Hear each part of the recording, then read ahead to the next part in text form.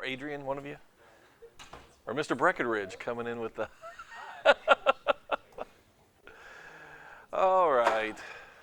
Joshua 7, I want to look at one last thing there before we move on from the failure at I. Let's start with a word of prayer. Can I get someone to lead us in that? Joel? Thank you, Joel.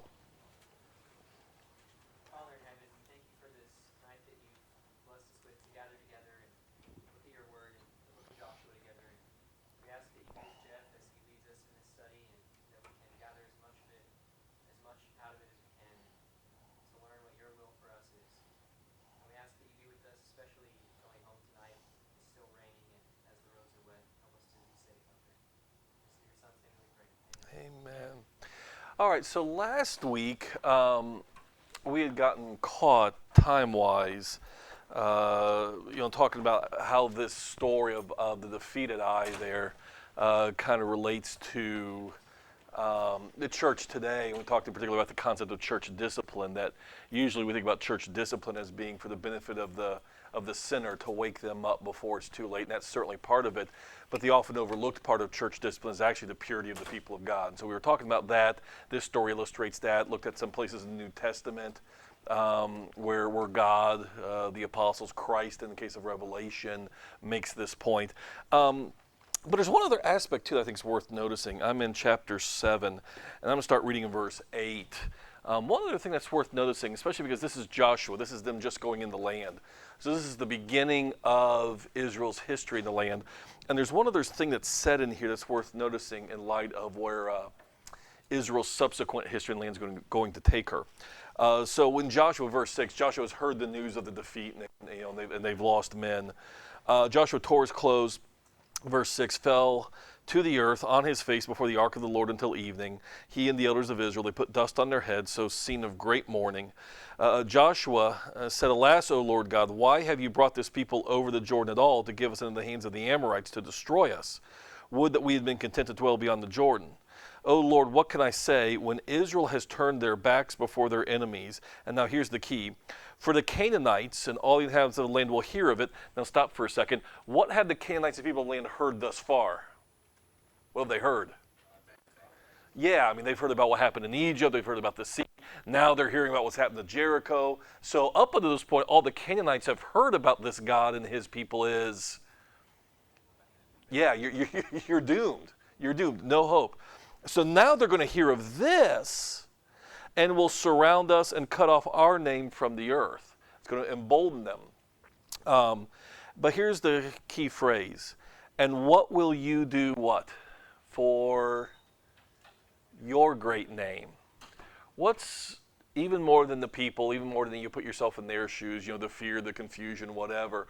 For the person who is truly God's person, thinks God's thoughts, the biggest issue is actually not what happens to me. The biggest issue is what?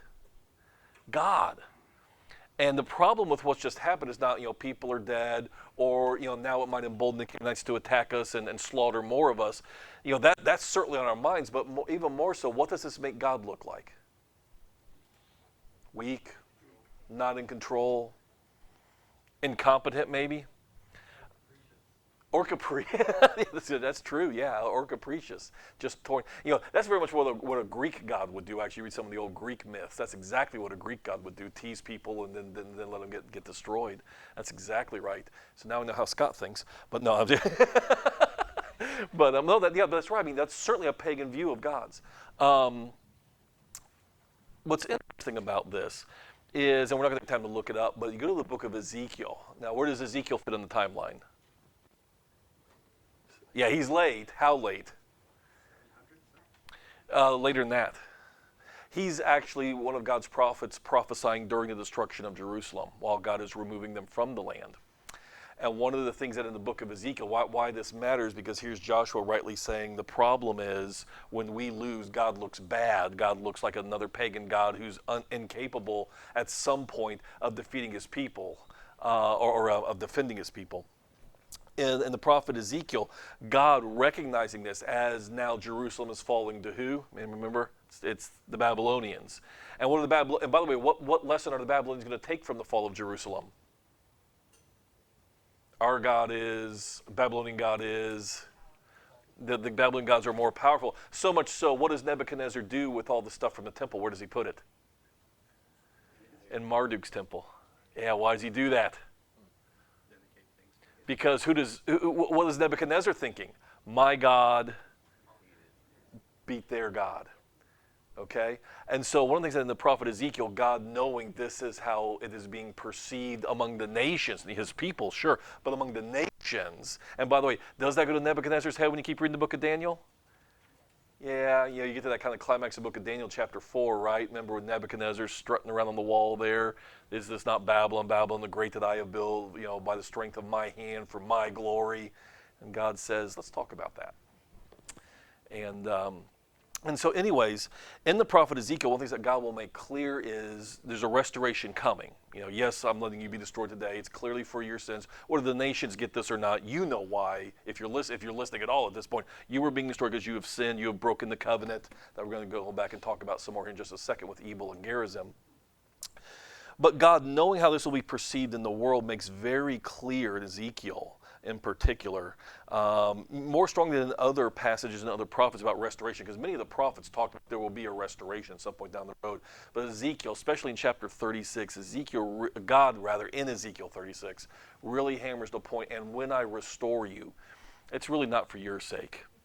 It's for the sake of my name. I know how the fall of Jerusalem looks to the world, and I'm not going to let the nations live in that delusion long. I'll let Nebuchadnezzar have his few decades of fun and whatnot. But at the end of the day, going back to church discipline, going back to our own sin, whatever, one of the things we miss is it makes God look bad. And that's, again, one of the reasons we exercise church discipline, is because of not just, again, like we talked about last week, the sinner needing repentance and a wake-up call. It's only about the purity of the group. It is about giving God or protecting God's name.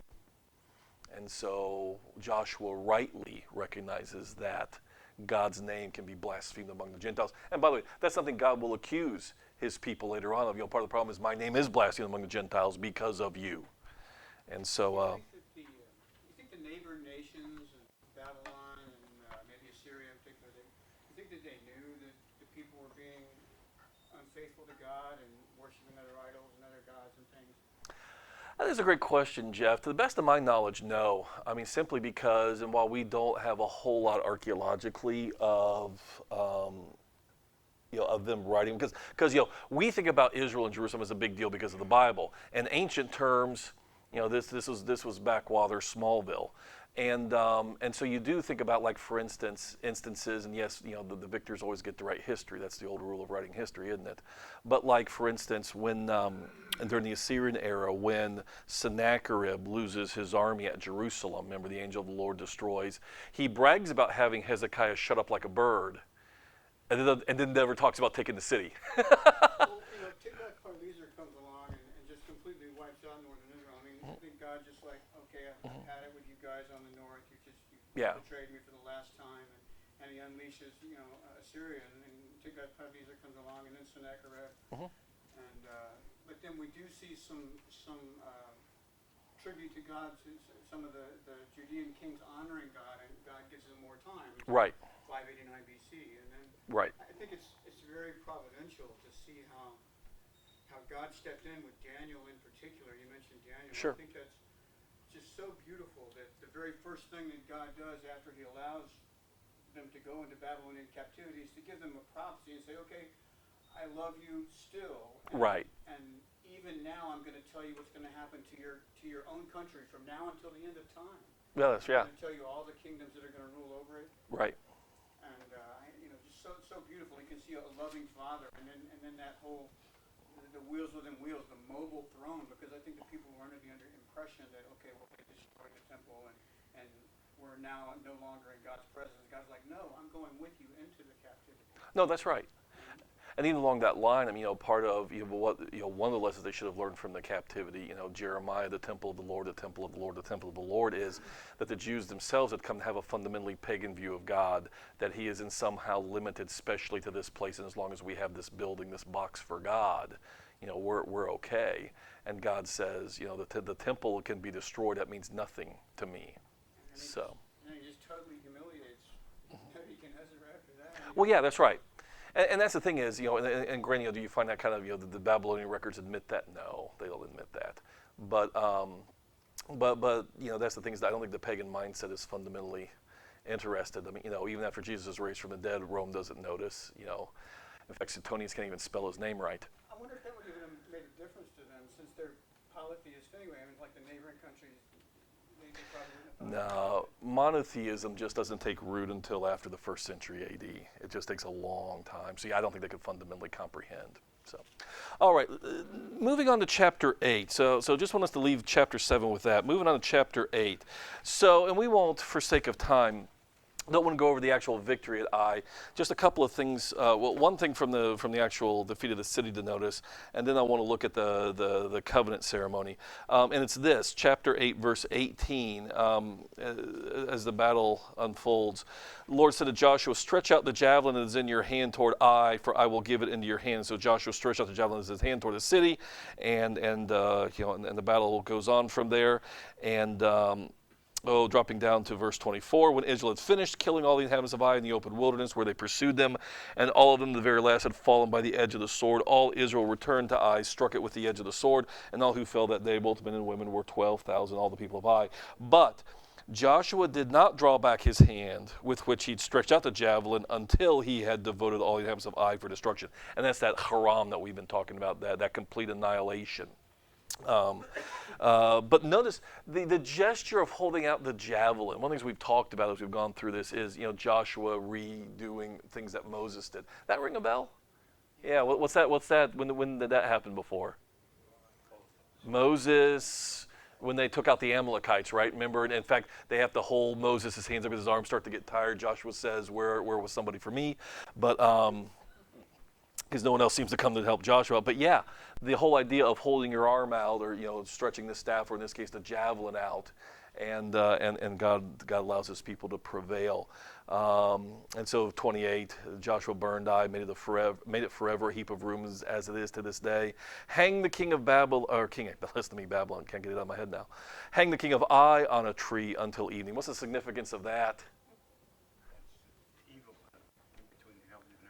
Yeah, Deuteronomy talks about cursed is one who is hanged on a tree. Paul, of course, will pick that up in talking about Jesus being literally hung from a tree. We think about hung like using rope, but bottom line is just hung from a tree, whether you nail him there, hang him there, however.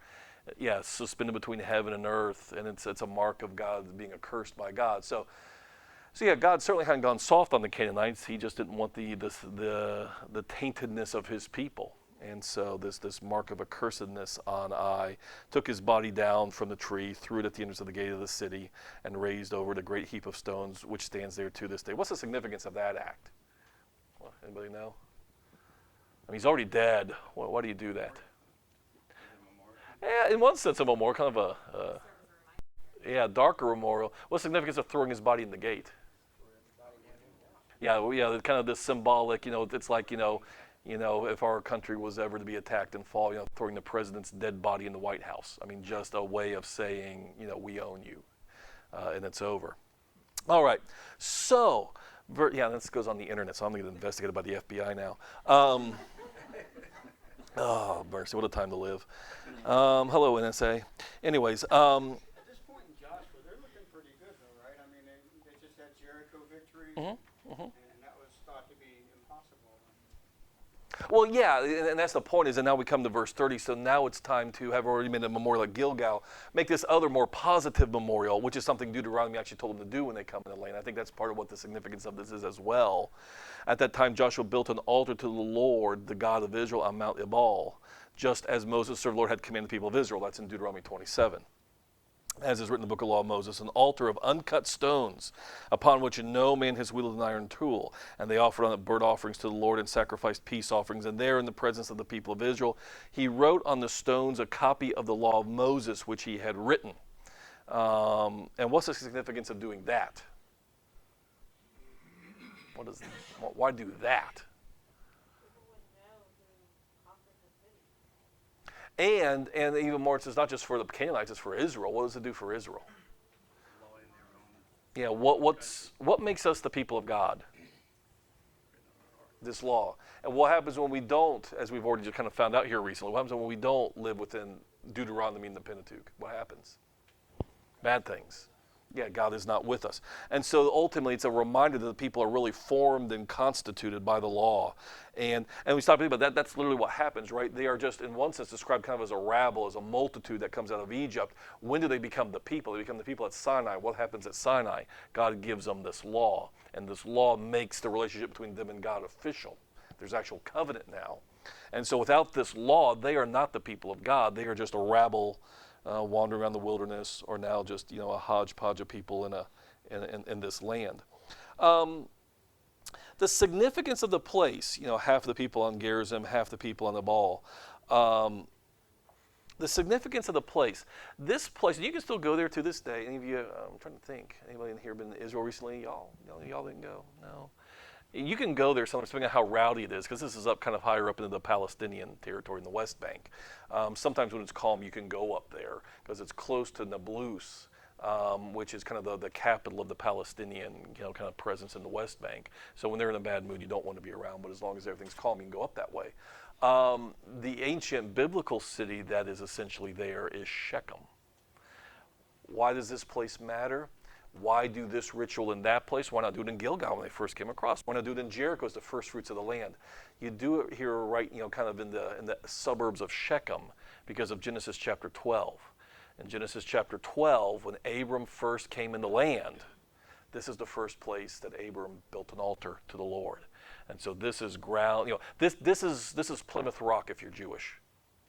Yes, there are other places, other cities that have history, New York, or even significant battles were fought, Lexington or Concord or Bunker Hill, Boston Tea Party, whatever. But where did, even before we were in any way, shape, or form a nation or a people, where did it start? 1620 Plymouth Rock, right? You with me? So this place is that for Jews. This is where Abram, when he first came in the land, built his first altar to worship God, who had brought him from Mesopotamia to this place and said, I'm going to give your descendants this land. So that's why we do it here. Now it's really come full circle. God has kept his word, not just to Joshua or Moses. God has kept his word to Abram. His descendants are here, essentially in the vicinity of Abram's first sojourning zip code. And now they are worshiping God and being reminded of the book of the law that makes them the people of God in a formal sense. And verse 35 summarizes this scene significantly. There was not a word of all that Moses commanded that Joshua did not read before the assembly of Israel and the women and the little ones and the sojourners who lived among them. My quick soapbox on this. Are there parts of the Bible we don't like to read today? We don't turn to read? Yeah. Huh? We can have confessions if you want, but but in all seriousness, we need to become a people of all of Scripture. Even you sit there and say, "Oh, you'll book like Lamentations." Really? Yeah. It's still the Word of God. It's still inspired. Just because covenants change doesn't mean the canon did. And it's our job to read it and figure out what it means for us today. Even if it's not a covenantal word, it is still a canonical word from God to us, and it's meant to shape us in some way, either in terms of what we're supposed to do, or how we think, or even discipline our emotions. I think that's part of what Lamentations and the Psalms in particular ought to do. Discipline our emotions. When should you be angry? When should you be sad? We don't think about that, but it's anathema in our psychologized world, but you can train your emotions. That's not being inauthentic to yourself. For most of human history, even the ancient pagans, you go back and you read Plato and Aristotle and the philosophers, they recognize that people who do not learn to control and discipline their emotions are going to be disasters. It's only become enlightened wisdom in the past century in our culture. And how's that working out there right now? No. And so again, how do we shape ourselves the way God wants us to be shaped? Every word that proceeds from the mouth of God. And so if it doesn't seem relevant to us, my response is that maybe your life's not relevant to God. In other words, the way you're wanting to live is not relevant, because it's our job to figure out what these words mean for us today. Make sense? Otherwise, maybe we're the ones who aren't relevant to what God wants us to do, what God is trying to do in the world. So, all right. So I'm starting my sermon series on Lamentations on Sunday. Hope you will be there. All right. No, but I will say, a little bit more serious. This is one thing I appreciate about the Bible class program we have here, we intentionally try to get everything in the Bible covered every 3 or 4 years. Every book at some point gets taught, either by itself or in conjunction with a couple other smaller ones. But that's one of the things that we have for, I've been here 15 years. That's one of the things I have always loved about this congregation, the elderships, the deacons who put together the curriculum and the program, whatever, is that we teach the whole Bible here. You come to classes in the adult wing, you can get all the Bible in. And that's good for us. All right. That being said, the importance of every word and Israel being held accountable to every word as they are the people of God and of Abraham in the place where Abraham first sojourned. I want to go back to a place in Deuteronomy now. Since they were just reading it, we should too. The irony. 2 places in Deuteronomy that I want us to read. This may cost us the rest of the evening, that's okay. But it sets up what's going to happen here. And again, less familiar parts of the law, but I think we need to read them to help us understand what's about to happen. So I'm going to start Deuteronomy chapter 7, 2 places in Deuteronomy that are applicable to what's going on.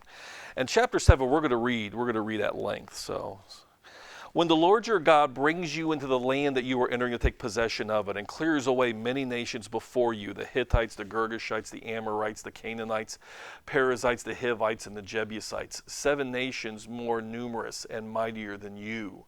And when the Lord your God gives them over to you and you defeat them, then you must devote them to complete destruction. Oh, that's that haram word again. So Moses, even put it in the law, this is what you do. That doesn't mean that every city physically has to be destroyed. That was just Jericho, first fruits, and kind of make a judgment of God upon the land. Because remember, part of what Deuteronomy says elsewhere is you're going to get to live in cities you didn't build, eat of vineyards you didn't plant. They didn't have to actually, scorched earth everything. But as far as the people went, what happens? With the people, you wipe them out, okay? And did we see that just happen at the end of the battle with Ai? Yeah, they did not, they wiped them all out. You shall make no covenant with them. You shall show no mercy to them, which, by the way, sounds a little harsh. I think part of the problem sometimes is, again, in our emotional and sentimental age, we have become more righteous than God. When people say, I just can't believe in a God who would, my response is, well, your job is to adjust your moral sense. That's a moral judgment, by the way. And your job is to adjust your moral sense to how God runs the world, not sit in judgment upon God. It's your moral compass that's defective if you think that that's immoral. My job is to learn how that is moral, learn to see the world the way God does. That make sense? That won't fly in a college classroom as an answer without doing a little more work, but in a room of believers, that hopefully, where that work's already been done, that makes sense. This squishy humanitarianism we believe, that our culture believes in now, is a little bit dangerous. As one writer put it, the 20th century after the Holocaust, tenderness leads to the gas chambers. In other words, this refusal to ever recognize that there is a time for violence, for judgment, for right standing up to wrong, what have you, actually leads to horrible, horrible things. Put it in another perspective. Y'all remember British Prime Minister Neville Chamberlain, 1930s? Some of y'all remember your history of the early 20th century. Yeah, what's Neville Chamberlain's most infamous statement? Peace in our time. Peace in our time. In what context did he say that? In the 1930s, when everybody recognized that Hitler was rising and that he was not a good guy, but he didn't decide to go after the Jews once World War II started, folks. He had been persecuting Jews all through the 30s. And everybody realized that Germany was a problem and that Hitler was dangerous, but nobody wanted to deal with it then. And so Neville Chamberlain famously goes over and negotiates an accord that Hitler won't honor. Just ask the Russians about that too. Before it was over, Hitler stabbed everybody in the back, which is part of why the Russians went after the Germans so mercilessly in the war then too, because they had signed a non-aggression pact. And so especially after what the Germans did to Stalingrad and some of the other places, there was going to be vengeance. That's why Hitler committed suicide. He realized he did not want to be captured by the Russians and Stalin. All that to say though, 1930s. Everybody knew there was a problem. But nobody wanted, World War I was still a living memory. In fact, the men who were the diplomats at that point are the young men who fought World War I and were the lucky few who survived.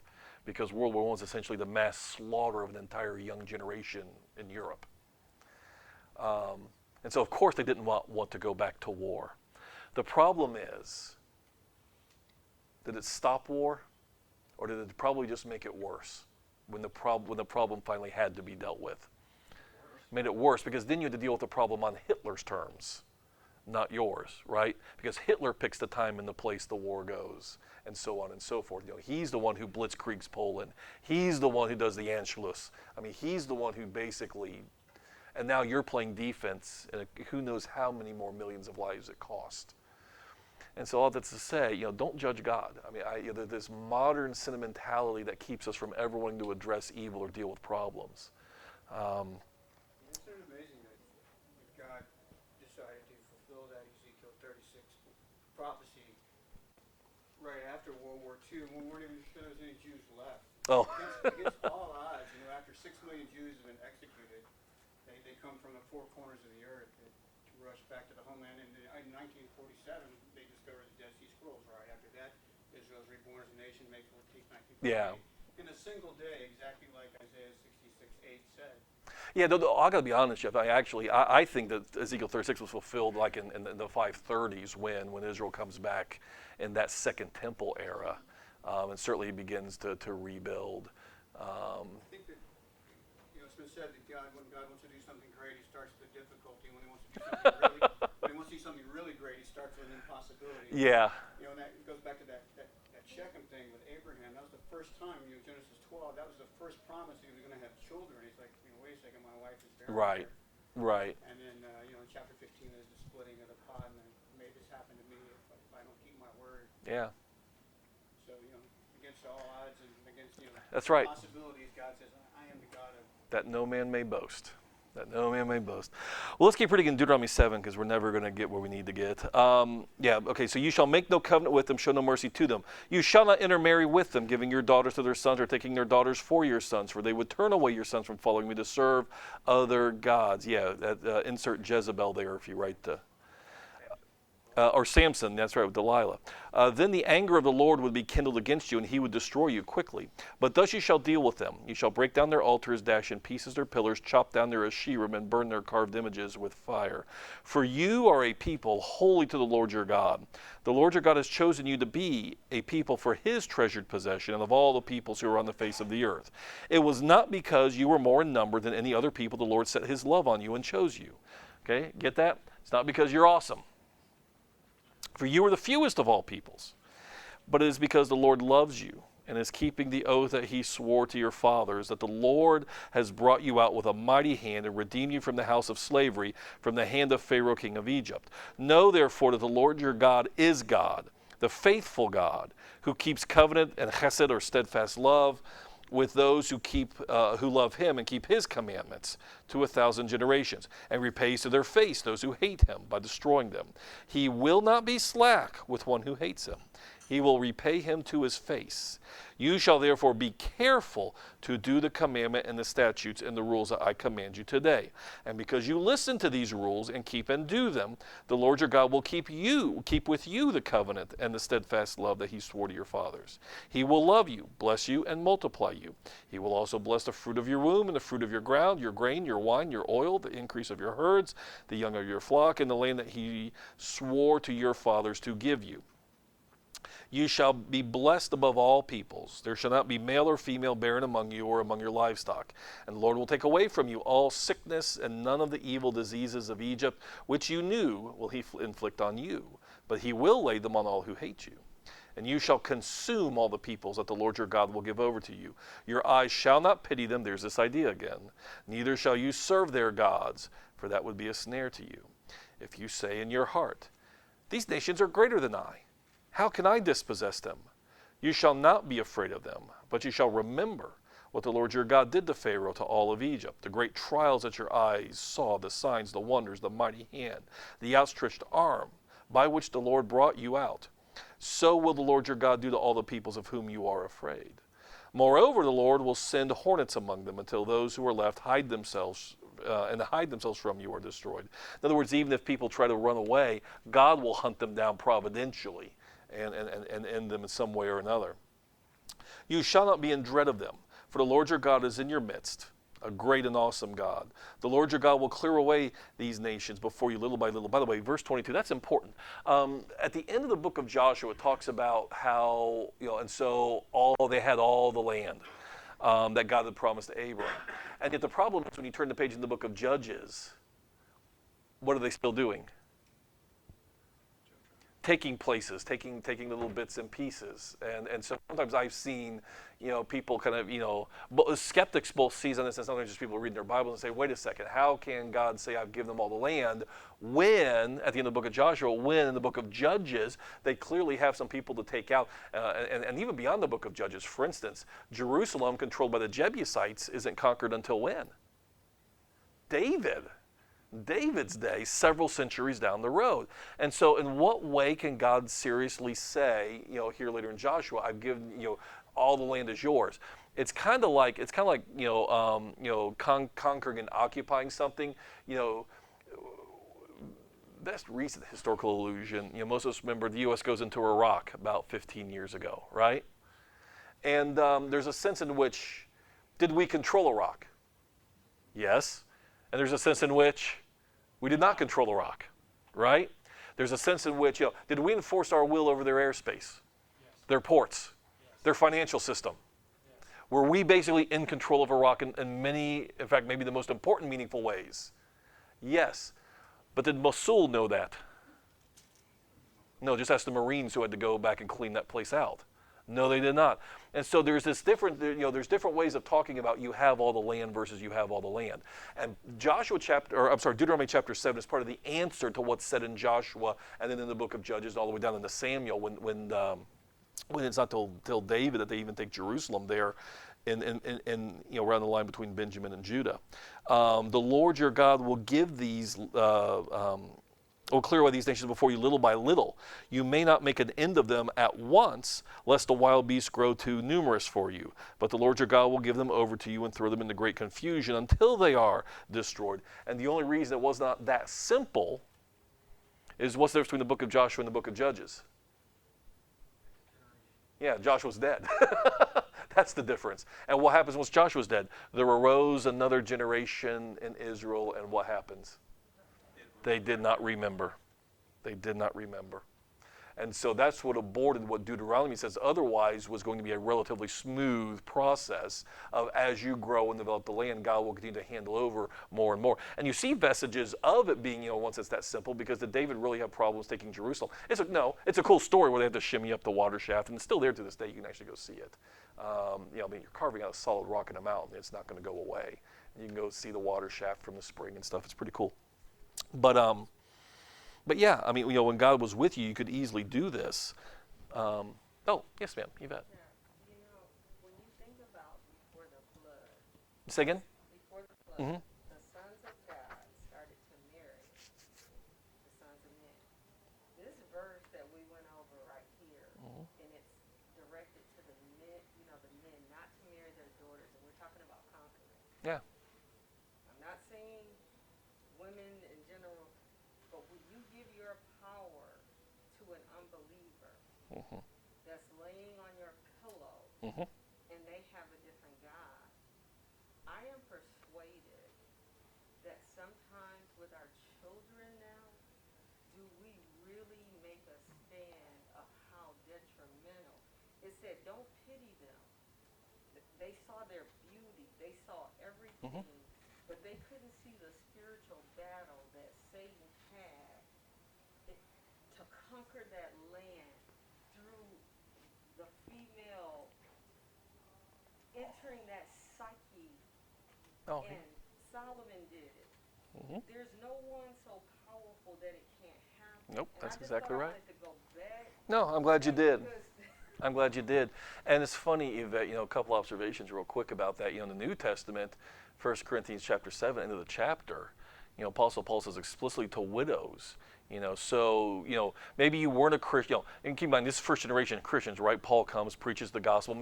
You're already married. Part of the beginning of the chapter is, you're married to an unbeliever. You got to stick it out, because maybe you obey the gospel, your husband or wife doesn't, but you got to stick it out. Obeying the gospel doesn't change the marriage covenant in God's eyes. But now that you're a Christian, I think what Paul's getting at in 1 Corinthians 7 is now that you are a Christian, if you should find yourself widowed and have the opportunity to remarry and make the choice now, knowing the gospel and knowing God, Paul's pretty explicit. Let her only marry in the Lord. Yeah. And someone mentioned Samson earlier. I think in the book of Judges, Samson's obsession with Philistine women is well known. And by the way, there was another one before Delilah. We're not told her name, but he married her. And then they killed her. But that's another story. You can go back and read it if you don't remember that story. But what's interesting about that is throughout the story. When he first goes for the first woman he wants to marry, and he tells his parents, because this is back how it worked back then, he tells his parents to go and arrange with her parents for this thing to happen. His parents say to him, basically, is there not some good Jewish girl you could marry? And he says, no, I must have her. And different translations render it differently, but in Hebrew, she looks good in my eyes. Good in my eyes. And so the English translations don't always bring this out fully, but Samson repeatedly references his eyes throughout the story in Hebrew, and there it is. And that's because God, that's not just the Philistine, yes, the Philistines were just wanting to be mean, and, that's a great way of incapacitating somebody, but why do we need to know that? Because when did Samson finally decide to get serious about God? When his eyes were gone. When his eyes were gone. Now God had his attention. And so again, the power of, to your point of that, he wasn't thinking spiritually, he was thinking visually. That's the same thing that happened to Paul. Mm-hmm. That's right. And that's, part of one of the great metaphors in the Bible all the way through is just, people who don't understand or obey God are blind. Become blind before they can see. Yep. And then of course, bring it up in that great lyric in Amazing Grace, was blind, but now I see. So, all right.